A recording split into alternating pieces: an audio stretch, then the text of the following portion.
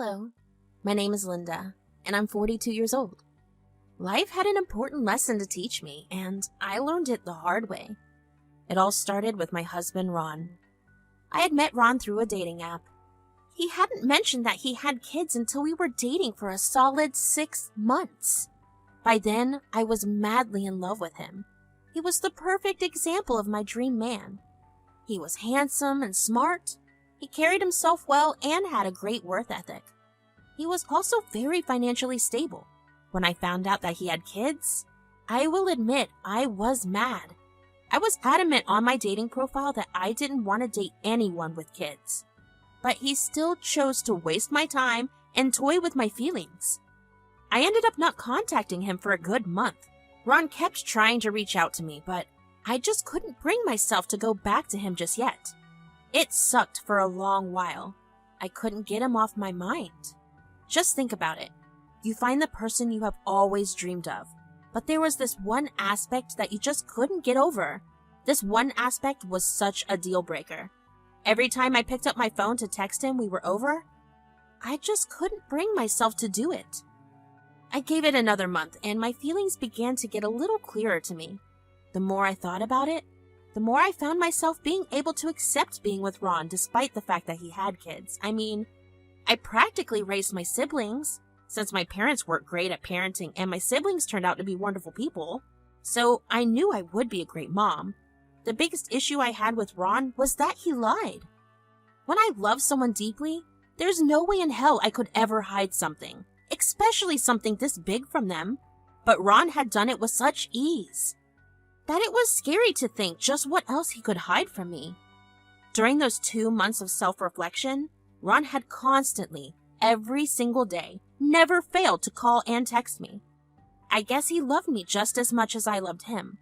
Once I realized that I was okay with him having kids, I figured that I could talk to him about his lying. Leaving him because he lied to me was not a hill I was willing to die on. In hindsight, it should have been, because that was what came back to bite me in the butt. Anyway, one weekend when he called me, I picked up the phone. I could hear the surprise and excitement in his voice. He asked me if I was doing okay, and I said that I was. Although, I will admit, I was still pretty cautious about talking to him. I didn't want him to think that everything was okay just because I sounded normal. Before I could even say anything, he was the one to ask me if we could meet up and talk about everything that had happened. He begged me to just give him an hour, and I agreed. We met up at this pretty busy cafe that was the midpoint between both of our places. When I walked into the cafe, I saw Ron sitting at a table, looking nervous. If I'm being completely honest, my heart melted at the sight of him. He still looked so handsome, and the fact that he seemed nervous only made me feel a lot better. It showed me that he actually cared about us, and that he wanted us to work. Hey, Lynn, how are you doing? I could be better. What about you? Not good. I miss you, Lynn. Well, you did hide something that was pretty big. Not to mention something that you knew was a big deal breaker for me. I know, but you were just so perfect and I didn't want to lose you. Do you know how hard it is to date someone when you have kids? I don't doubt that it's hard, but you have to understand that hiding it from someone you're trying to pursue a long-term relationship with isn't really the best thing. The only reason I'm back here is because I love you a little too much to just let you go. I know, and I'm so grateful that you're willing to look past that. Nuh-uh. Hold on. I never said I was looking past it. What you did was very messed up. And you know what makes it even more messed up? How easily you lied and hid it from me. I mean, just how easy was it for you to lie? It wasn't. Every day I wanted to tell you, but I didn't want to lose you. And you thought lying to me would keep me around? Ron, you're hearing yourself talk, right? That sounds so incredibly stupid. I know. I wasn't really thinking straight because I had been trying to find a good partner for the past 3 years. And I guess the second I found the perfect match, I just wanted it to last perfectly for as long as I could make it last. I want to continue being mad at you, but I guess I can empathize with you. I don't deserve someone like you. You don't. I'm only staying on 3 conditions. The first is that you never, ever lie to me again, especially about something as significant as this. I swear to God, if you do it again, I will leave you. Of course, I promise that. I'll never do it again. What's the second condition? I want you to introduce your kids and me to each other whenever you're comfortable. Of course, darling. I really think you guys will get along well. And the third thing? I want you to tell me all about your kids and everything related to them. That's when I saw Ron's eyes light up with excitement for the first time in a long time. He began to share his story with me. Began telling me that he had been in a relationship with his ex-girlfriend, Kylie, since they were 15. They only started sleeping together when they were 17. And even though they were careful, she still ended up getting pregnant.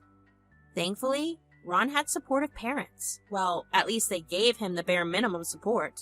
They provided him with the finances, but did not help raise a kid, as they believed that if he was adult enough to have a kid, then he could take care of it. His girlfriend's parents, however, had not been supportive at all. They kept trying to convince her to abort the child, but she didn't want to. Ron's parents allowed both of them to stay in their house in the basement, provided they paid them some for rent. Ron didn't mind because he felt it was pretty fair. Ron took care of Kylie while she was pregnant and worked to support them. Then finally, they had their first child, a son named Marcus. Ron told me it was pretty hard to juggle school, work, and raising a child. But he and Kylie made it somehow. When they both graduated high school and were in their second year of college, they got pregnant again. They were 19 at this point. Once again, Kylie didn't want to give her baby up. This time, Ron's parents weren't as supportive. They had gotten tired of Ron's responsibility. And not to mention, the sounds of a baby crying were not fun to live with. So to live with 2 babies under 2 would have been a nightmare for them. Instead, they helped Ron and Kylie get an apartment, which Ron was responsible for financing until Kylie could get back on her feet. When the time came, Kylie gave birth to their beautiful daughter Ingrid. Once they were settled in their home after the birth of their second child, they realized why their parents wanted them out. It was a hellish experience to care for 2 babies. There was never any sleep because one of them was always crying. Judging their studies and jobs on top of all the babies was beyond exhausting. It was because of all the stress that Kylie decided to dip from their lives just 7 months after giving birth to Ingrid. Ron told me that they had been arguing for a while because they were so irritable from lack of sleep. And one day it got too much for Kylie, and she admitted that she was cheating on him. That pretty much broke the relationship. Kylie just left him and never came back. Ron tried contacting her and kept trying to get her to come back, but she would always tell him that she didn't want the kids anymore. She did pay a small amount as child support every once in a while, but that was very random. Ron had to work really hard to make sure he and his kids survived. His mom had felt sympathetic towards him, so she offered to take care of the newborn while Ron attended college. Once Ron graduated, he was able to land a good job. He was very skilled with his job, so it got him a huge promotion, which was how he and his kids could live a more comfortable life right now. So yeah, it's been about 3.5 years since Kylie left. It's been a struggle. I can't believe you've been hiding this much from me. My God, I'm sorry you had to go through all of this. I really am sorry that I hid it from you. It was just a lot, as you can tell. And I guess I also wanted to be sure that you would be comfortable with knowing about this aspect of my life. I love you for who you are. Your past will never define you, so of course I'd have been more than open to listening about it. I know. I mean, I think about 1.5 years after Kylie left, the loneliness began to settle in. I started going on dates, but every single time I mentioned that I had kids, the women dipped, which, I mean, I totally get. If the roles were reversed, I wouldn't want to be with a woman who had children too. Yeah, I get where you're coming from. I'll forgive you for everything, but you have to be patient with me as I sort through everything I learned today. Of course. I've waited 2 whole months for you. I don't mind waiting a little more as long as I get to be with you. I was honestly thrown for a loop after I found out about Ron's backstory. That was the last thing I had expected to find out. My resolve to be angry at him was dissolved completely because he really was a man who went through hell and back. And he was still raising his kids. Over the next week, I went back to slowly spending time with Ron again. We became a lot closer and it felt like we were meant to be. About 3 months after we made up, Ron decided that he wanted to introduce me to his kids. At that time, Marcus and Ingrid were about 5 and 3 respectively. They were cute kids. Marcus definitely looked like a clone of Ron, and honestly, a part of me wanted to be there to see what the kid would look like when he was all grown up. The kids were also really friendly and I got along with them very well. Ron also introduced me to his parents, who also approved of me. I was glad that Ron and I were finally the couple I had always wanted us to be. At the start of next year, Ron proposed to me. In his little speech, he told me that he didn't want to wait to ask me to marry him because he already knew that I was the one for him. Obviously, I felt the same way, so we got married. Our wedding was a small and elegant one. Very few people were there, but the kids were our ring bearers, and it was honestly super adorable. I got to meet Kylie too. Ron had thought that it would be great to have Kylie there, because she would at least get to see the kids. I didn't think it was the best idea, but at the end of the day, it was his wedding just as much as it was mine. For the first 2 years, the kids were actually pretty easy to take care of, mostly because Ron took care of them a lot. He made sure to always be there and be the best father he could. But after a while, I began to notice him slacking off. I found myself being responsible for everything. I was the one who made sure the kids went to school on time, attended their extracurriculars, and did their homework. I was the one waking up early while Ron slept in. On the weekend, Ron would always disappear to meet with his friends. I didn't mind for a while because I thought that Ron had spent a good portion of his young life taking care of his kids. He didn't really get the chance to live his life, so I let him do what he wanted to do, and I made sure to always give the kids the best that I could. Since I was the one who was raising them now, I saw them as my own children. So one night, after I put the kids to bed, I asked Ron if it was possible for me to adopt Marcus and Ingrid. So, I've been thinking about something for a while, and I wanted to run it by you. Yeah? What's up? I've been raising these kids for 3 years now? And I've come to see them like my own, so I was wondering if maybe you would be okay with me adopting them? Absolutely not. What? Why? I really appreciate that you consider my kids like your own, but their mother is still in their lives, and I don't want that taken away from them. Okay, but Kylie literally never sees them unless we beg her to. I'm sure she'd be more than happy to waive her parental rights. I don't feel comfortable in making that decision while their mother is still there.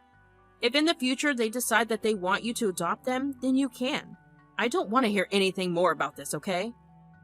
I will admit that I was very disappointed, and a part of me wanted to start a fight with him, but at the same time, I guess I could see where he was coming from. The kids still called me my name, and while they weren't necessarily hard to deal with, they also never actually bonded with me. Still, I let it go and just hoped that the kids would come to realize who put the most amount of work into raising them and maybe ask me to adopt them. Unfortunately, that never happened. 2 things happened after that conversation. The first one was that Ron became even more absent. He was constantly out and about doing God knows what. I feel like I was living with a roommate rather than my husband. I tried to talk to him about it, but the conversation never seemed to go anywhere. Some days, I just wanted to leave. But I only stayed because of the kids. Ron had checked out of being a present father so long ago that I was scared that if I left, he would remain the same and that would ruin the children. The second thing that happened gradually over the span of a couple of years. I began to notice Marcus and Ingrid becoming distant from me. They barely ever spoke to me, and whenever they did, it was because they needed me to do something for them. For some reason, it didn't even click in my head that I was literally being used. There was a time when the kids and I were really close, but suddenly that changed. No matter what I tried, they remained that way. I went above and beyond for them. I'm not even lying. I worked hard and saved up for months so I could gift Marcus his first car on his 16th birthday. You know what I got in return? A half-hearted thanks. I was the one that took them on all these little vacations, and yet not once did I get any form of gratitude or acknowledgement for it. Hell, I spent more time with them than Ron had.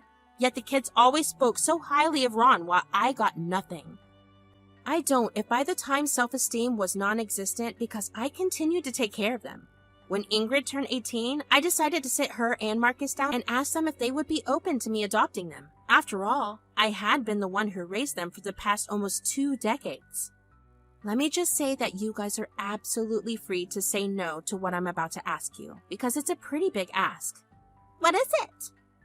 I had this conversation with your dad many, many years ago, and he told me to ask you guys when you were all grown up. So I decided to ask you about it now. How would you feel about me adopting you guys? I don't know about that. I don't mean to sound like this, but why? Mom's still there for us, and we consider her to be our mom. It just feels wrong. I'm sorry, Linda. It's okay. Could you maybe just think it over? Please just remember that I was the one who was a part of the majority of your lives. Take that into consideration, okay? Sure, I guess. I was heartbroken.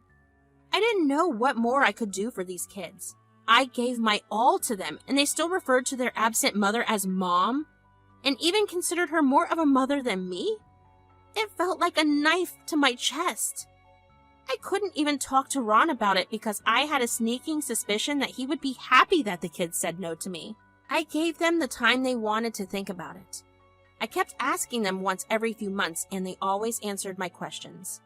It got to a point where both of them actively avoided being around me when Ron wasn't around, which he rarely was, so I wasn't even talking to them. Before I knew it, 5 years had passed. I was wallowing in misery. One day, when Ron told me that he and the kids would be going over to Kylie's for lunch, I lost my cool and lashed out at him. Do I even mean anything to you guys? Don't be so dramatic, Lynn. I'm not being dramatic. I've raised these kids for 21 whole years, and not once have I gotten a shroud of acknowledgement for everything or even a small thank you. Meanwhile, Kylie, who I can swear I've only seen maybe 10 times in the past 21 years, gets the status of being the kid's mother. I told you it was their decision to make. I doubt these kids didn't see everything I did for them. I spent more time with them than you did these past years. You need to be honest with me. Have you been telling them things about me? No. Now drop it. No, I will not drop it, because you only want to drop topics when you know you're hiding something. Look, I just made sure that the kids always remembered who their mother was. That's fine. I just wanted some respect from the woman who single-handedly raised them. When will you ever let go of the fact that you are not their mother? Stop pushing it and drop this topic now. You know what? I'm done. You want me to drop it? Fine. But I'm dropping you along with it. With that, I stormed out of the house. At that moment, it became very clear to me that Ron only got with me so he didn't have to raise the kids by himself. He set me up and watched me fall without feeling an ounce of guilt. I knew I needed to leave him, and that's exactly what I did. I got in the car, drove to the nearest lawyer's office, and filed for divorce. I wanted nothing to do with him or his kids. They could all try to play happy family with Kylie. I wanted to see how that would play out. I thought that it would be heartbreaking and devastating, but actually, it was freeing. I didn't realize how trapped I was until I left Ron. It felt like I was finally alive again. Ron signed the divorce papers without any protests, and that did hurt, only because it confirmed what I had realized. The next few years were the best years of my life. I was finally living for myself. I was taking care of myself for the first time instead of taking care of others. Neither Ron nor his kids contacted me, and while it did make me upset, I learned to be okay with it. And then one day, Ron called me. Hey, Linda. How are you? What do you want? I just wanted to tell you that the kids are getting married soon. That's nice. Yeah, so I recklessly spent a lot of money and now I can't help fund them. So could you help them out? Excuse me? Why should I? Because you're their mother? And it's your duty to support your kids? Last time I checked, I was most definitely not their mother. How can you say that you aren't their mother when you raised them? I did say that to you before, but it didn't matter then, so it doesn't matter now. You're a pathetic mother. I don't know where you got this audacity from, but take it right back with you. I want none of it. Goodbye. I felt this sense of accomplishment after I hung up the phone on him. It felt like I had won for the first time in a long, long while. I stood up for myself and didn't let him or his kids walk all over me. As for the weddings, I think both of them had to postpone it till further. I didn't care to find out more about it. Right now, I'm happy I'm living for myself. It took a long time for me to learn to stand up for myself, but learning in general is a win, regardless of age.